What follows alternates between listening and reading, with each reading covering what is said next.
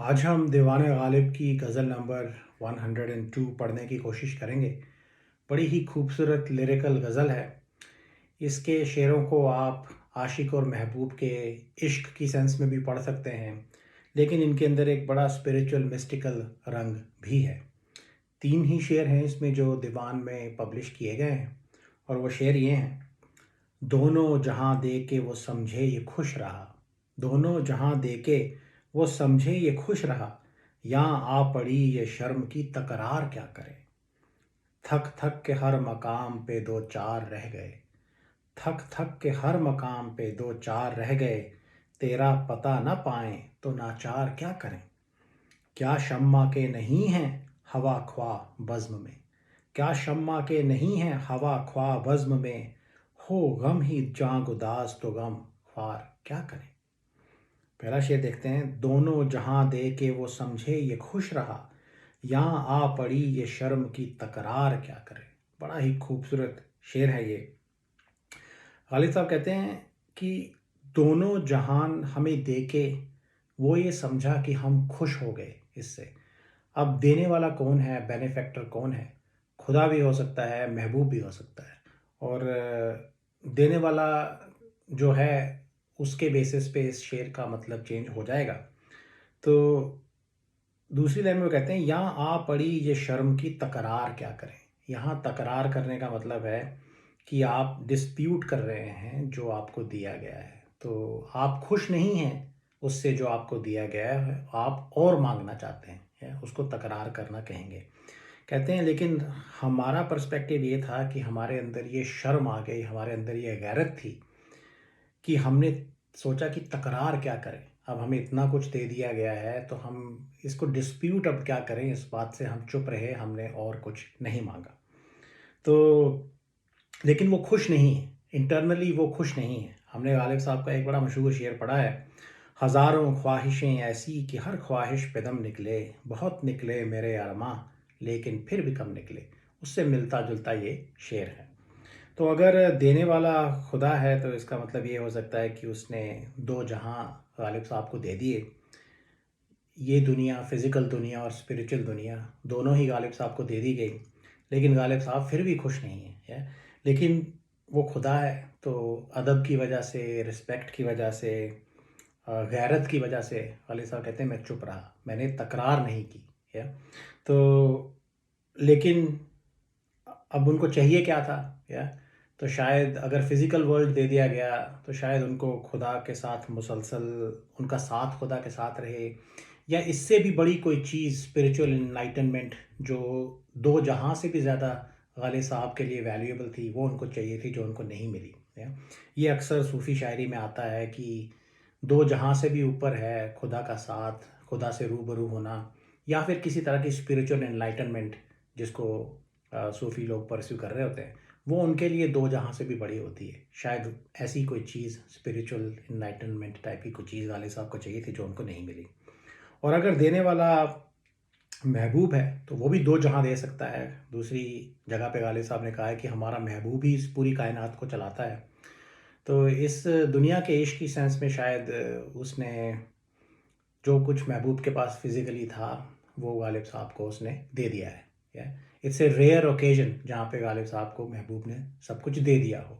या फिर दो जहाँ जिसको बोला गया है वो है महबूब की इमोशनल दुनिया और उसकी फ़िज़िकल दुनिया। या तो दोनों ही चीज़ें गालिब साहब को दे दी गई हैं, फिर भी वो खुश नहीं है। लेकिन शर्म की वजह से, गैरत की वजह से, ही वॉज स्टिल ग्रेटफुल। इस वजह से वो खामोश रहे, उन्होंने तकरार नहीं की, उन्होंने डिस्प्यूट नहीं किया, उन्होंने और नहीं मांगा।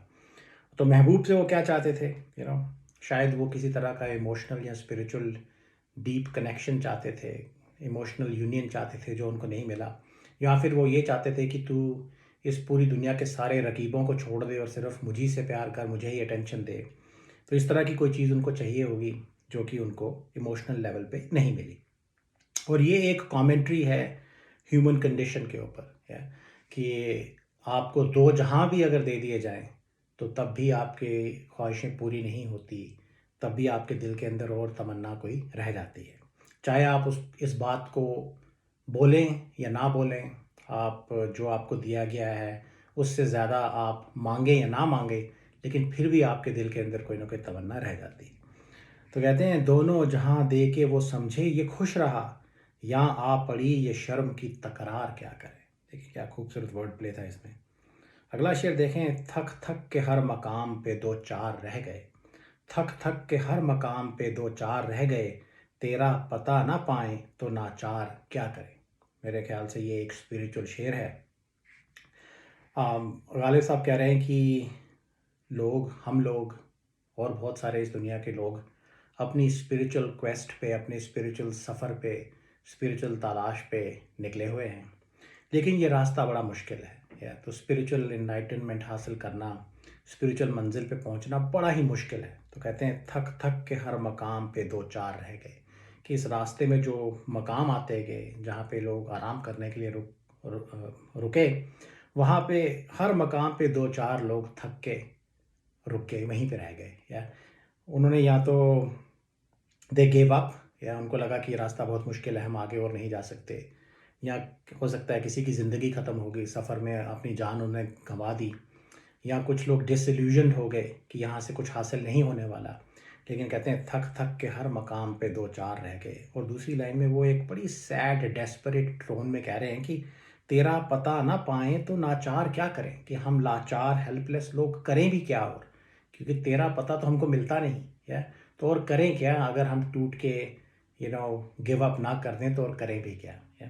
तो ये इसको आप महबूब की सेंस में भी पढ़ सकते हैं, लेकिन मेरे ख्याल से ये स्पिरिचुअल शेर है जहाँ पे वो खुदा को कह रहे हैं कि तेरे तक पहुँचने का रास्ता बड़ा मुश्किल है, या और अब तू ही बता हम क्या करें, तेरा पता हमको चाहिए। ये हमारी स्पिरिचुअल क्वेस्ट है जो कि ख़त्म नहीं होती। हमने कुछ गज़लों पहले एक बड़ा खूबसूरत शेर पढ़ा था जिसमें गालिब साहब कहते हैं कि दैरो हरम आईना तकरार तमन्ना, या कि ये जो मंदिर और मस्जिद हैं ये ह्यूमन बीइंग्स की स्पिरिचुअल लॉन्गिंग की तकरार की इंसिस्टेंस को दिखाते हैं, राइट। तो कहने का मतलब ये था कि ह्यूमन बीइंग्स के अंदर ये इनहेरेंट स्पिरिचुअल लॉन्गिंग है, तो ये तलाश करना उनके अंदर ही है, और वो छोड़ेंगे नहीं इस तलाश को। या लेकिन फिर वो थक हार के उनमें से कुछ लोग थक थक के हर मकाम पे दो चार रह जाएंगे, और करें भी क्या, तलाश तो हम छोड़ नहीं सकते।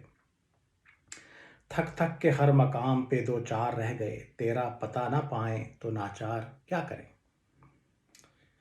अगला ये आखिरी शेर देखें कि क्या शम्मा के नहीं है हवा ख्वा बज़्म में, क्या शम्मा के नहीं है हवा ख्वा बज़्म में, हो गम ही जां गुदास तो गम ख्वार क्या करें। ये थोड़ा कॉम्प्लेक्स शेर है, लेकिन बड़ा ही खूबसूरत शेर है। यहाँ पे गालिब साहब ने एक जलती हुई शम्मा की इमेजरी को इस्तेमाल किया है। तो इमेजरी तो शम्मा की है, लेकिन इसके अंदर ऑब्वियसली ह्यूमन कंडीशन को डिस्क्राइब करने की कोशिश भी की गई है। तो गालिब साहब की इमेजरी में अक्सर ये आता है कि एक जलती हुई शम्मा जो है वो ज़िंदा शम्मा है, लेकिन वो जल भी रही है, वो सफ़र भी कर रही है।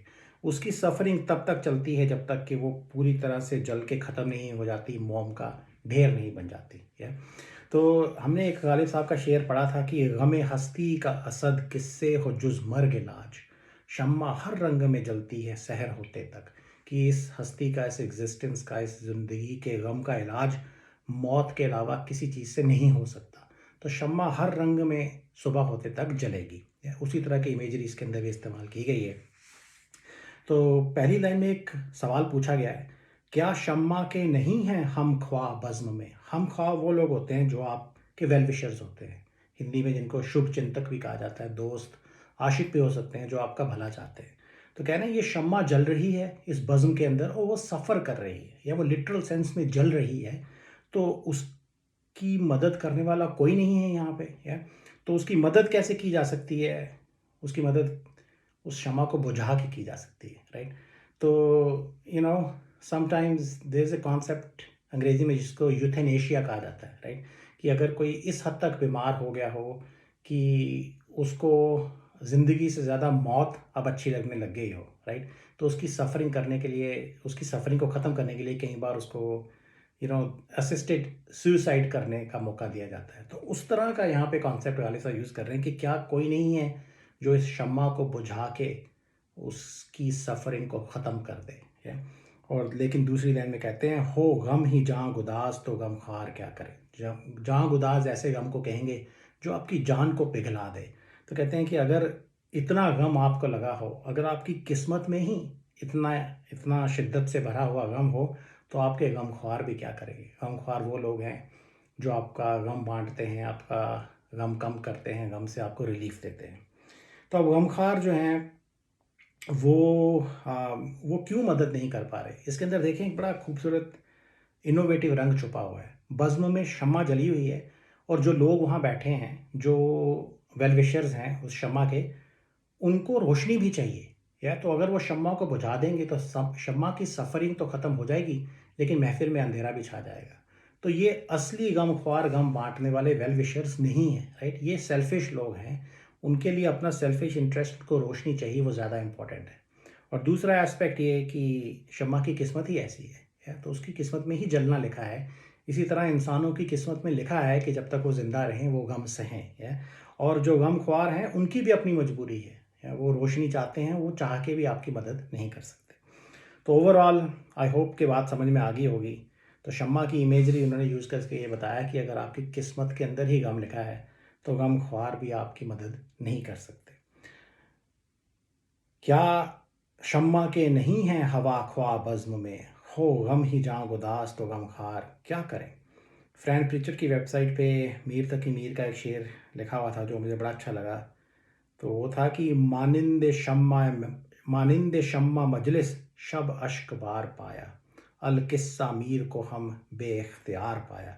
कि पिछली रात जिस तरह से शम्मा जलती है और उसका मोम पिघलता है, उस तरह से हमने मीर को अश्क बार पाया, आंसू बहाता हुआ पाया, रोता हुआ पाया। और मुख्तसर किस्सा ये है कि हमने उसको बेख्तियार पाया। ही वॉज हेल्पलेस, वो अपनी सफरिंग को कम नहीं कर पाया, उसकी किस्मत में ही रोना लिखा था, तो वो शम्मा की तरह रात को रो रहा था। तो ये तो थे 3 शेर। I hope they made sense. बड़े खूबसूरत शेर हैं, तो I hope you enjoyed them also. Thank you.